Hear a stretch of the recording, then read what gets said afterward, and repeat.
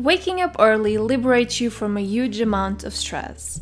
Having an extra hour in the morning before your usual routine gives space for practical or relaxing activities that you wouldn't find the time to do otherwise.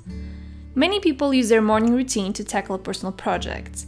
Others focus on organizing and preparing for the rest of the day, and others just concentrate on exercising, meditating, or doing other type of physical activity. Whatever you do in the morning is up to you, but rule number one is being consistent. Personally, I like to wake up at the same time every day, even during the weekend. If I'm extra tired on a Saturday, I give myself the pleasure of one more hour in bed, which means getting up at 7 a.m. max. The good thing about consistency is that it slowly builds up the habit, making your body and mind less and less prone to create resistance to your alarm clock. Your brain forms connections based on what you do repeatedly in your life. Repeated mental states, behaviors, and responses become traits, which eventually decreases the resistance you feel from your body and your mind when you're trying to incorporate a new habit. And this is called neuroplasticity. As you strengthen your newly found habit of waking up at the same time, the behavior will require less effort and it will be easier to do on a regular basis. And speaking about alarm clocks, finding the perfect sound and distance from your bed is key to waking up energized every morning. I'm really not into classic alarm sounds and rather prefer soothing music that builds up as I ignore the alarm. I put my phone out of hand's reach on top of a dresser so I have to stand up to turn it off. I'm no longer feeling like going back to bed by that time. Waking up early becomes more manageable as you enjoy your morning routine. A well-balanced and relaxed morning routine will give you enough motivation to get up in the morning, while a stressing and chaotic routine will create more resistance. Creating a morning routine that is both practical, efficient, as well as relaxing can have a detrimental impact in your day. My rule of thumb is to spend half the time of my morning routine in practical morning tasks, like having breakfast, showering, or doing my hair.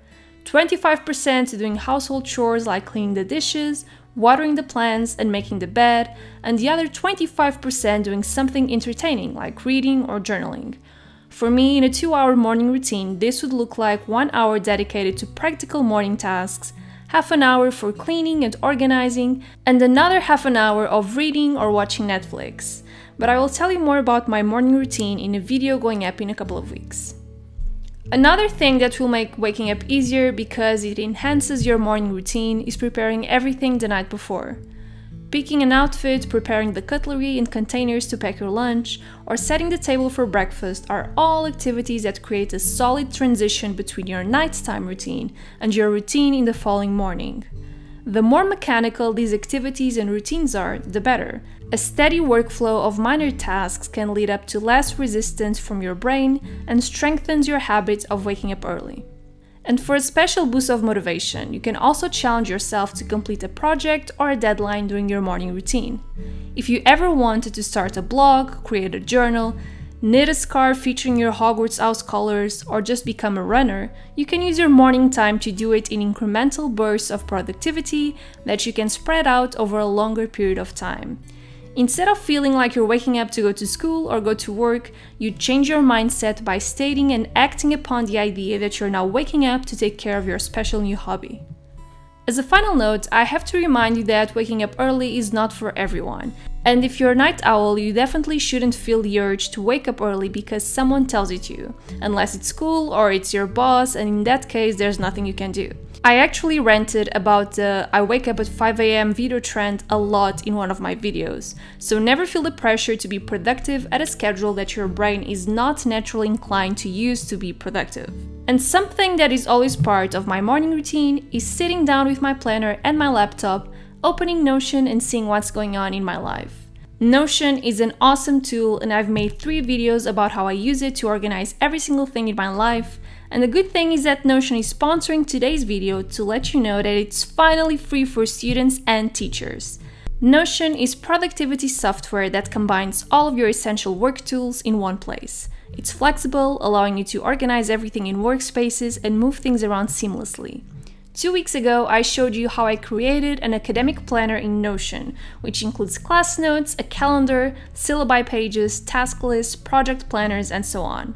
With this free personal plan for students, you can now have unlimited space to organize everything.